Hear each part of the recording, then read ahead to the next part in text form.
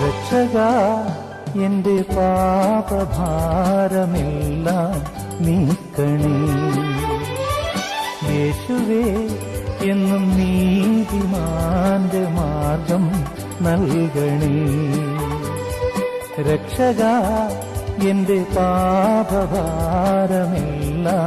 നീക്കണേ. യേശുവേ എന്നും നീതിമാന്റെ മാർഗം നൽകണേ. ഇടയ വഴിയിൽ നീ അഭയമരുളൂ.